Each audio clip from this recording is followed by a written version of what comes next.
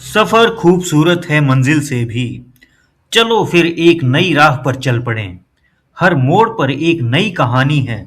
हर मील का पत्थर एक निशानी है।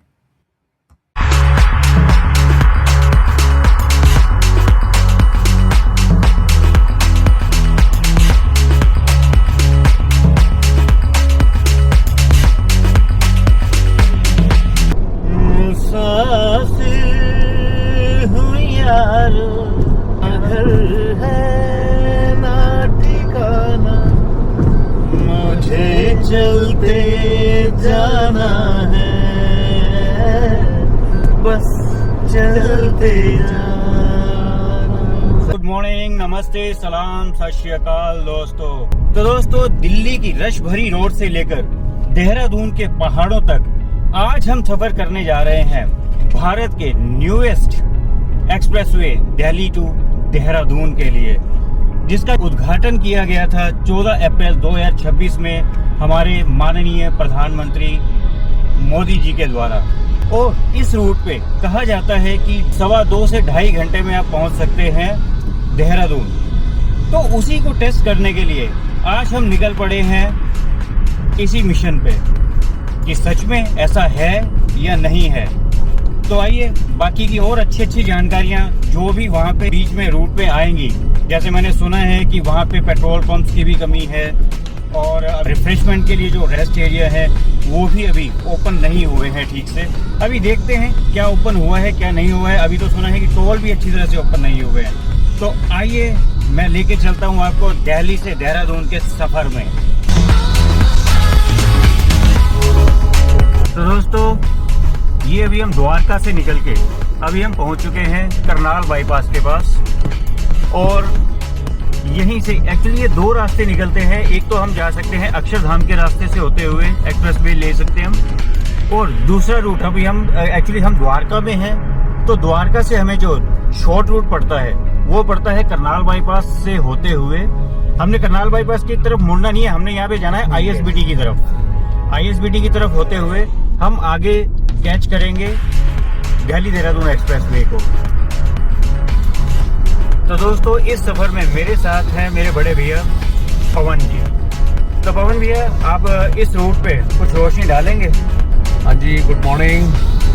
सबसे पहले तो मैं आप सबको बता दूं कि आपके लिए ये बहुत ही एक मुबारक टाइम है कि हम लोगों का जो रूट है बहुत छोटा कर दिया गया है। और लेकिन इसके लिए जो भी आप बाहर से आने वाले जो दिल्ली में आते हैं और दिल्ली से फिर देहरादून के लिए अपनी यात्रा शुरू करते हैं, ऐसे में आपको वो रूट फॉलो करना है जो नजदीक हो। क्योंकि देखिए, एक्सप्रेसवे पे जो आपका ये देहरादून एक्सप्रेसवे है दिल्ली देहरादून, ये 3 इसमें कनेक्टिविटीज इन्होंने दी हैं तो 4, लेकिन हमारे जो अप्रोच में हम उसके लिए 3 है हमारे पास। एक तो है एयरपोर्ट से अगर आप जाना चाहते हैं तो आपको जिस रूट पर भी हम हैं, ये ISBT से होते हुए, यानी कि आजादपुर, अगर हम वहाँ से करनाल बाईपास से आते हैं और यहाँ से ISBT की तरफ जाते हैं तो ये रूट आपके लिए शॉर्ट रहेगा। अगर आप रेलवे स्टेशन से अगर इस अप्रोच से दिल्ली पहुँचते हैं और वहाँ से अगर आप टैक्सी करके या कोई और व्हीकल के थ्रू अगर आप देहरादून जाते हैं तो आपके लिए अक्षरधाम का रूट नजदीक है। और आज हम लोग प्रैक्टिकली फर्स्ट टाइम जा रहे हैं, देख रहे हैं कि क्या वास्तव में 2.5 घंटे लगते हैं। हालांकि दिल्ली की हसल बसल, दिल्ली का ट्रैफिक आपको आधे से पौना घंटा आपका वेस्ट कर सकता है, लेकिन जो एग्जैक्ट रूट है वो 2.5 घंटे का ही है।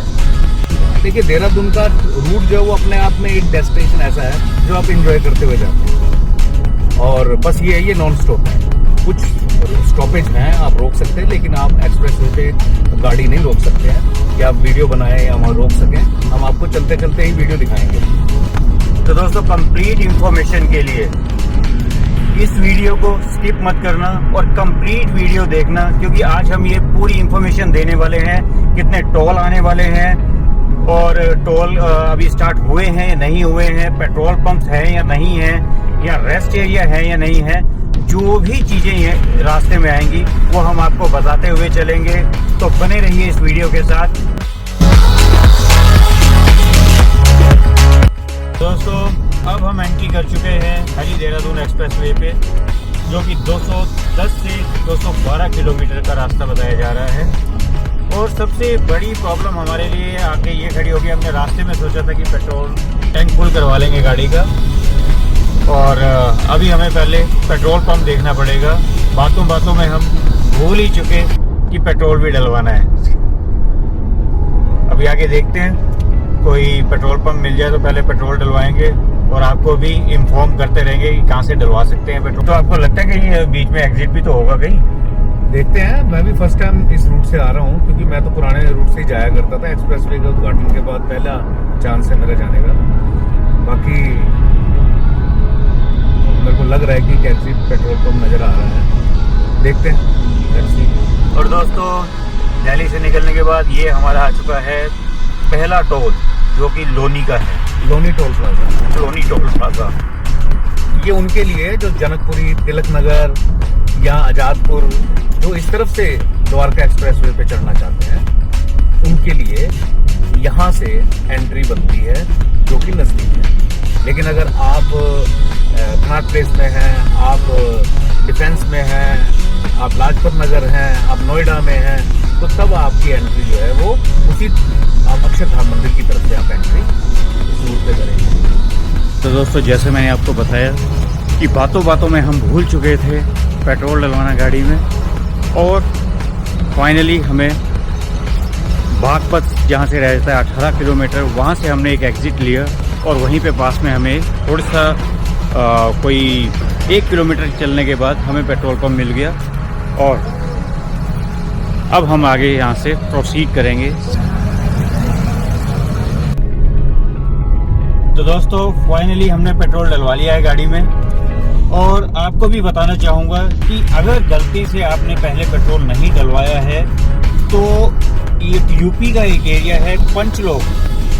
पंचलोक में आप जैसे एग्जिट लेके वहाँ से कोई 1 किलोमीटर की दूरी पे चलेंगे तो आपको ये पेट्रोल पंप मिल जाएगा, और फिर आप बिंदास चल सकते हैं देहरादून के लिए। ये एक्सप्रेस वे ऊपर, और ये फ्लाईओवर के नीचे है, और ये आप ऊपर जो देख रहे हैं फ्लाईओवर, ये एक्सप्रेस वे का रास्ता है। और अभी हम दोबारा एंट्री इसी पे कर लेंगे। क्या नाम बताया विक्रम जी इस एरिया का?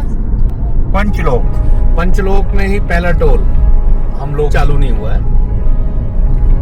और पंचलोक यानी कि इसको लोनी बॉर्डर बोलते हैं। लोनी बॉर्डर को क्रॉस किया हमने, और लोनी बॉर्डर क्रॉस करते ही ये देखिए पेट्रोल पंप का एरो भी दे रखा है, क्योंकि अभी सुविधा पेट्रोल पंप की एक्सप्रेसवे पे नहीं है। बाकी रिफ्रेशमेंट का भी देखते हैं, मुझे लगता नहीं कुछ होगा, तो पानी, पेप्सी, ड्रिंक, जूस जो रखना है पहले ही रख लो, क्योंकि फिलहाल मुझे लगता है, जो मैंने सुना है, कि भाई अभी रिफ्रेशमेंट सुविधा एग्जिट नहीं है ये। और हम यहाँ से देहरादून, जो हमारा डेस्टिनेशन है, वो मंसूरी से 18 किलोमीटर पहले, जहाँ रोपवे प्रोजेक्ट बनने जा रहा है देहरादून से मंसूरी के लिए, हमारा डेस्टिनेशन वहाँ है। तो वहाँ की दूरी 3 घंटे की दिखाई जा रही है। लेकिन अगर हम देहरादून बस अड्डे को डालें तो 2.5 घंटे से भी कम का सफर अभी उसमें शो कर रहा है। 2 घंटे 20 मिनट का रास्ता जो है दिखा रहा है लोनी बॉर्डर में। तो दोस्तों, फिर से बताना चाहूँगा कि पेट्रोल टैंक पहले से ही फुल करवा के चलें, अगर आप द्वारका एक्सप्रेस वे, और सॉरी देहरादून एक्सप्रेस वे पे अगर आप चल रहे हैं तो दोस्तों, ये हम री एंट्री कर चुके हैं दिल्ली देहरादून एक्सप्रेस वे पे, जैसे कि हम दिल्ली देहरादून इकोनॉमी कॉरिडोर भी कहते हैं। दोस्तों, 10 किलोमीटर लंबा, कभी 6 लेन्स का है और कभी 12 लेन्स की हमें यहाँ पे रोड मिलने वाली है। और बस अब देखना है कि हम 2.25 से 2.5 घंटे में पहुँच पाएंगे या नहीं पहुँचेंगे, लेकिन रूट को देखते हुए हमें लग रहा है कि हम पहुँच जाएंगे। और अगर मैं स्पीड लिमिट की बात करूं तो यहाँ पे 100 की स्पीड लिमिट दी गई है, और हैवी व्हीकल के लिए 80 की स्पीड दी गई है यहाँ पे। विक्रम जी, इस रूट का सबसे बड़ा मजा ये है कि आपको नॉन स्टॉप गाड़ी चलानी है, आराम से रिलैक्स हो के आप चलिए, ओवर स्पीड मत रखिए, क्योंकि ओवर स्पीड जो है अगर आपकी है, चलान आपके घर नहीं आएगा, फास्टैग से कट जाएगा। हाईटेक कैमरे लगे हुए हैं, अपनी लेन में चलना है, लेकिन यहाँ पे रूल तोड़ नहीं सकते क्योंकि हाईटेक कैमरे हैं, डिसिप्लिन में चलना होगा अगर आप सेफली अपनी यात्रा को करना चाहते हैं। और शुल्क प्लाजा आ गया जी, आगे 1 किलोमीटर के बाद। ये सेकंड टोल आ रहा है यहाँ पर? नहीं, ये फर्स्ट टोल है एक्सप्रेस वे का। लोनी बॉर्डर का था, वो कमर्शियल के लिए होता है। जैसे बॉर्डर टोल जो होते हैं वो कमर्शियल व्हीकल्स के लिए होते हैं। आप किसी भी स्टेट में एंट्री करते हैं तो वो कमर्शियल के लिए होता है। लेकिन ऑल व्हीकल्स के लिए, सबके लिए एक्सप्रेस वे का जो पहली एंट्री टोल की है वो ये हमारे सामने आ गई है। टोल, यहाँ पे टोल शुल्क इन्होंने मेंशन नहीं किया है, पर दोस्तों आजकल तो बहुत अच्छी सुविधा ये मिल गई है कि 3000 आप का एक प्लान लीजिए और 200 टोल आपको फ्री मिलेंगे ऑल ओवर इंडिया में। कहीं भी घूमिए, मौज लीजिए, टोल गिनने नहीं पड़ेंगे। और सबसे बड़ी बात है इस एक्सप्रेस वे पे ये वैलिड भी है। वो जिस रूट पे हम चल रहे हैं उस रूट पे आपको हर पल एंजॉय का एक फन, एक मैं आपको फीलिंग नहीं आपको बता सकता, वर्ड्स नहीं बता सकता कि इस रूट के ऊपर चलने के बाद आपको महसूस नहीं होगा आप दिल्ली कब थे, अब खेतों में कब पहुंच गए और पहाड़ कब नजर आने शुरू हो गए। हर तरफ खूबसूरती है, चारों तरफ हरियाली है। तो एक्सप्रेस वे का सबसे बड़ा जो बेनिफिट है, जो फायदा है, वो यही है कि आप भीड़ का आनंद लीजिए, फिर खेतों का आनंद लीजिए, फिर पहाड़ों का आनंद लीजिए। और ये 2.5 घंटे की मूवी कब खत्म हो जाएगी आपको पता नहीं लगेगा। ये यात्रा आपके साथ चल रही है। आप सब्सक्राइब करना सर, और लोगों को भी ये वीडियो पहुंचाइए। जब हम हमारी देहरादून पहुंचेंगे एक्सप्रेस वे से, तो पहले एक टनल होती थी जिसमें ट्रैफिक जैम हो जाता था। अब इन्होंने 2 बना दिया, आने के लिए अलग, जाने के लिए अलग। लेकिन वो जैसे ही हम देहरादून में एंट्री करेंगे, जस्ट देहरादून से पहले डाक काली माता मंदिर आता है, जिसकी जो बहुत पुराना मंदिर है और जिसकी मान्यता ये भी है कि वहां आप दर्शन करके जाएं जब देहरादून में एंट्री करते हैं। तो वहीं पे ये टनल है। और लेकिन वो जो जंगल का रास्ता था जिग-जैग, वो अब नीचे रह गया है। वाइल्ड लाइफ के लिए वो फ्री छोड़ दिया गया है। हम ऊपर से निकल जाएंगे।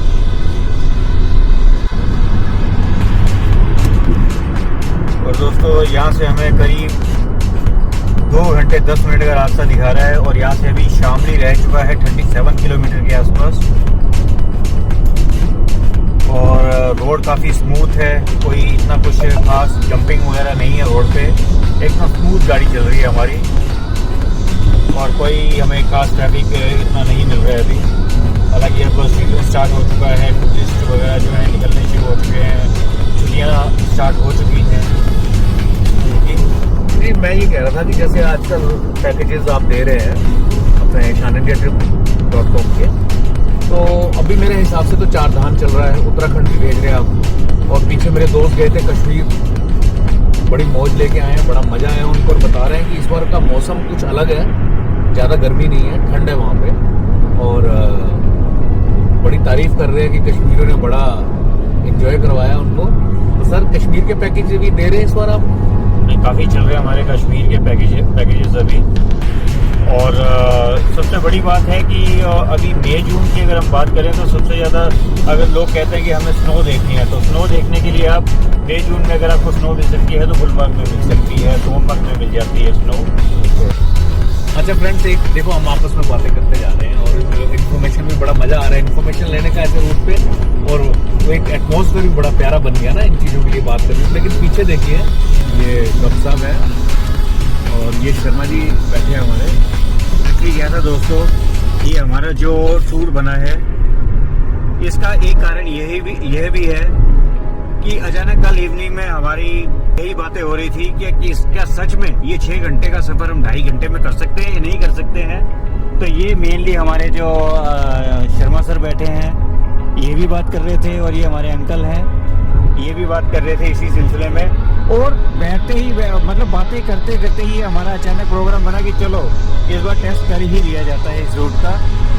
और हम निकल पड़े फिर पहाड़ों की तरफ। और एक मेन मैं आपको बताऊं, देखिए कोई भी एक्सपीरियंस हमारा नहीं है, हम एक्सपीरियंस करने आए हैं हमारे सब्सक्राइबर के लिए कि इन तक ये पहुंच जाए वीडियो कि भैया ये रास्ता है, ये इसमें जो आसपास का सराउंडिंग ब्यूटीफुल जो सीन्स आ रहे हैं वो है, रास्ते में क्या मुश्किलें हैं, यानी मुश्किलें वो पेट्रोल पंप फिलहाल नहीं है, पहले टंकी फुल कराइए।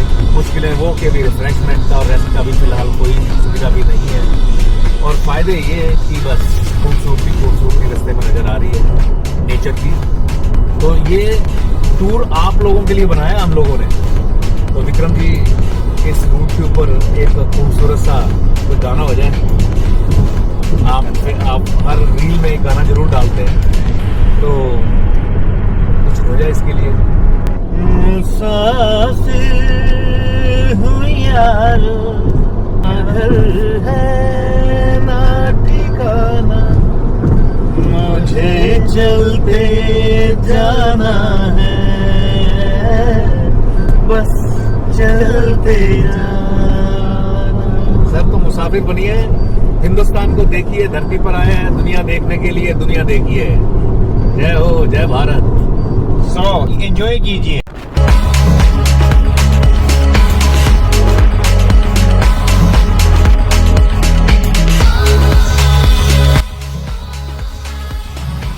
और दोस्तों ये है यहाँ का रेस्ट एरिया जो कि अभी अंडर कंस्ट्रक्शन है।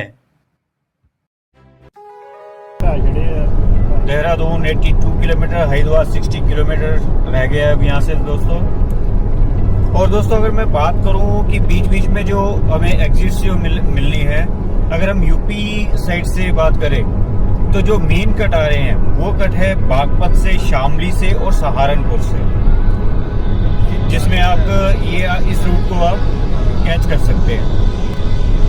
ये सारे पॉपुलर के पेड़ों के जंगल है जी। पॉपुलर के पेड़ जिससे माचिस की तीलियां बनती हैं। और दोस्तों ये क्रॉस कर रहे हैं अभी हम सेकंड टोल। चालू ही नहीं है, चालू है, ऑटोमेटिक है ना सिस्टम, फास्टैग। और दोस्तों टोल क्रॉस करते ही जो हमें ये वॉशरूम मिला है काफ़ी नीट एंड क्लीन है और बहुत सी गाड़ियाँ ये रुकी हैं। इतनी ज़्यादा सुविधाएं नहीं है रास्ते में। ये हमें पहला वॉशरूम मिला है यहाँ पे टोल क्रॉस करने, सेकंड टोल क्रॉस करने के बाद। ये 12 लाइन रोड है और एकदम साइड में हमें गाड़ी रोकने के लिए भी जगह यहाँ पे मिल चुकी है।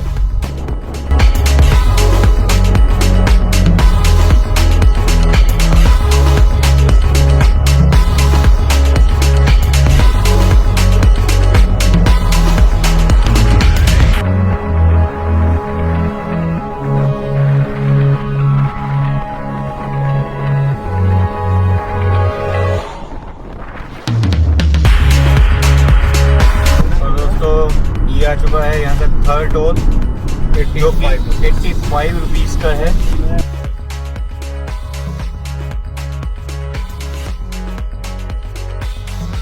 तो दोस्तों देहरादून रह गया 45 किलोमीटर यहाँ से। देखिए सामने पहाड़ दिखने हो गए शुरू, ये चारों तरफ जंगल, सामने पहाड़, पीछे खेत छोड़ रहा है। ये नज़ारा कहाँ मिलता है एक छोटे से रूट में। अब तक का मेरे हिसाब से 2.5 घंटे का सफर, जिसमें सारे नज़ारे आपको देखने को मिलेंगे। और विक्रम जी ने नेक्स्ट प्रोग्राम अभी बना रहे हैं, चलती गाड़ी में बना दिया इन्होंने कि ये अपने जो मेंबर्स हैं, जो हमारे सब्सक्राइबर हैं, इनके साथ एक टूर बनाएंगे और सबके साथ एंजॉय करेंगे। तो ये देखिए कुछ ही देर में उस जिग-जैग रोड पे, जो पुराना रोड था जंगल का, उसके ऊपर से निकलेंगे और आई थिंक अगले 10 मिनट में हम वहां पहुंच जाएंगे। अब देहरादून की पहाड़ियां काफी क्लियर दिखने लग गई हैं और अभी 2-3 दिन पहले बारिश का मौसम था। शाम को तो लगभग डेली बारिश हो रही, दिल्ली में भी हो रही है डेली। और अब क्लियर पहाड़ नजर आ रहे हैं, जिसके कारण थोड़ा सा धुंधला नजर इसलिए आ रहा है कि मौसम अभी भी वहाँ पे बादल बारिश का बन रहा है। बादल देखिए उसमें बन रहे हैं, मंसूरी की पहाड़ी है, उससे थोड़ा आगे घोड़ाधार पहाड़ है, तो क्लाउड्स बन रहे हैं। हो सकता है शाम तक फिर बारिश का नज़ारा देखने को मिले, तो वो भी अगर हुआ ऐसा कुछ माहौल तो आपको वो भी दिखाएंगे। वैसे तो दिल्ली का माहौल भी बड़ा अच्छा है। कल आपने देखा वहाँ पे ओले पड़े हैं, ओलावृष्टि बोलते हैं हिंदी में, वो पड़े हैं। उसके कारण मौसम तो काफी सुहाना हो चुका है दिल्ली का। हाँ। और दोस्तों ये आ गया हमारा 4th टोल, जो कि 150 रुपीज़ का है। और जहाँ तक हमारा ख्याल है इसके बाद अब सिहाईगढ़ और उसके बाद राजा जी नेशनल पार्क का एरिया स्टार्ट हो जाएगा। ये विक्रमजी राजा नेशनल पार्क के ऊपर से निकल रहे हैं। दोस्तों ये प्रोजेक्ट जो है एशिया का सबसे लंबा एलिवेटेड वाइल्ड लाइफ कॉरिडोर है, जो कि 12 किलोमीटर लंबा बनाया गया है।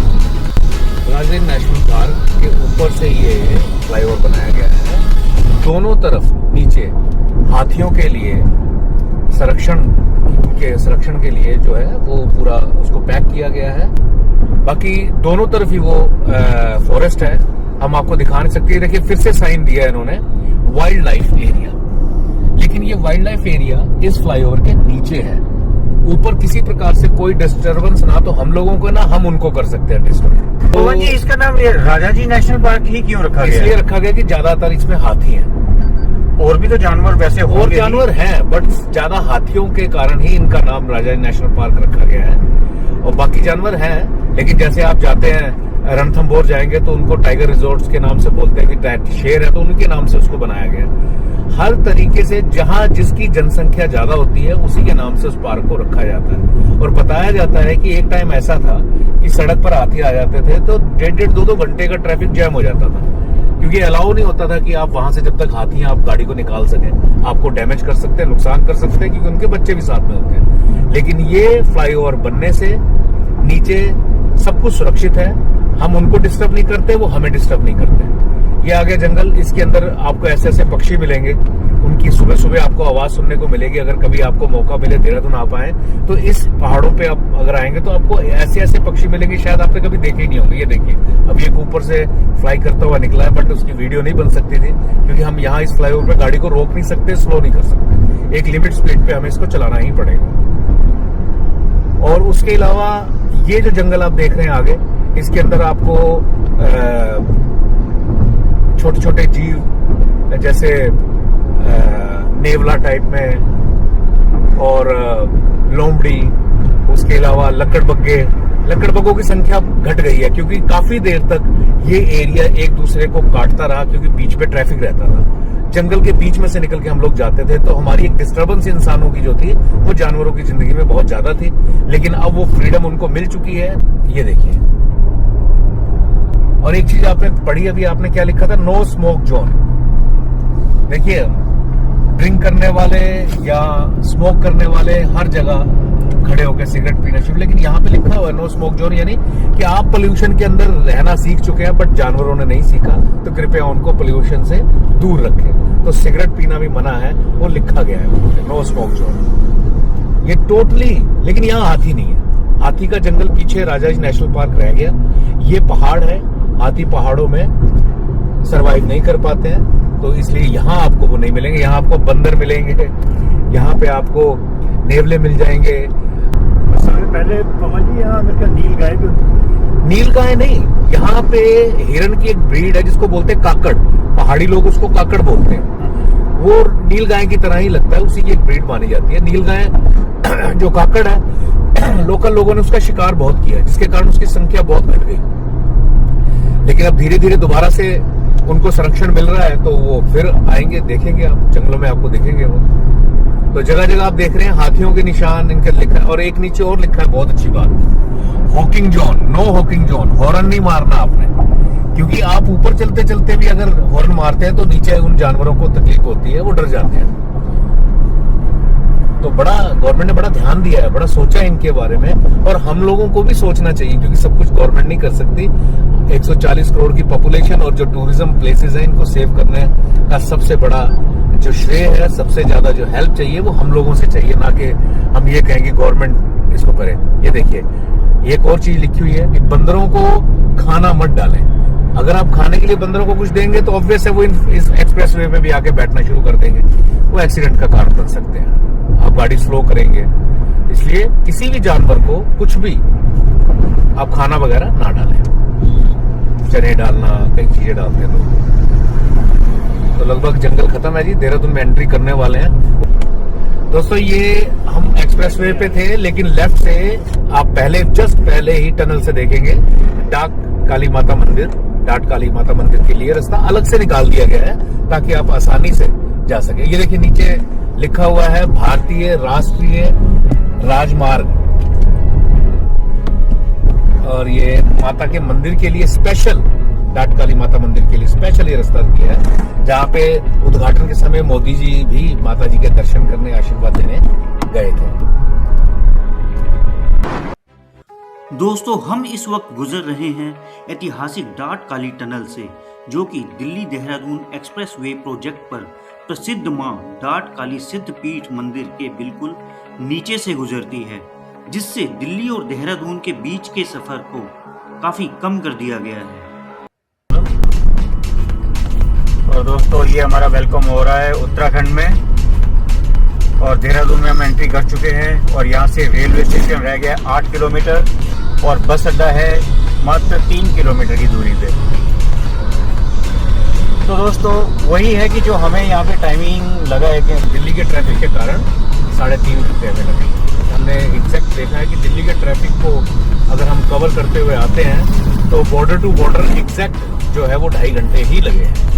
तो दोस्तों दिल्ली के बाद अब ये देहरादून का भी ट्रैफिक आप देख सकते हैं। ट्रैफिक पॉल्यूशन यहाँ पे भी कम नहीं है, लेकिन हम जिस डेस्टिनेशन पे जा रहे हैं अपने देहरादून के, वहाँ पे ऐसा कुछ नहीं है कि ट्रैफिक ज़्यादा नहीं मिलेगा, क्योंकि एक्चुअली ये देहरादून सिटी से जब हम मसूरी की तरफ चलते हैं, तो देहरादून से 10 किलोमीटर जब मसूरी की तरफ चलते हैं तो वहाँ पे हमारा अपना घर है, और वहीं अभी हम प्रोसीड कर रहे हैं। और बीच में मैं आपको कुछ अच्छे और व्यू दिखाता हुआ चलूँगा।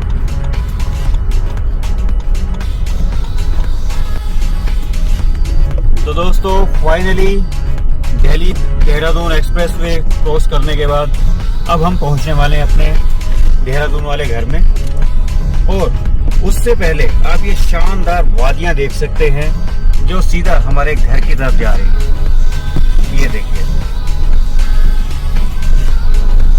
बहुत ही प्यारा रूट है वहां तक। और जिस चीज की हम आज चर्चा करने आए थे, जिस चीज को हम एक्सप्लोर करने आए थे, दिल्ली देहरादून एक्सप्रेसवे को, और सही कहा गया है उसके बारे में कि मोदी है तो मुमकिन है, और वास्तव में ये रास्ता 6 से घटकर 2.5 घंटे का रास्ता हो चुका है ये। और दोस्तों इसी के साथ मैं अपने इस व्लॉग को एंड करने जा रहा हूँ। मिलता हूँ आपको जल्द एक नए व्लॉग के साथ, और नई वादियों के साथ या नई सिटीज के साथ, अच्छी लोकेशन के साथ आपको मिलूंगा। और तब तक के लिए गुड बाय, नमस्ते, सलाम, सत श्री अकाल।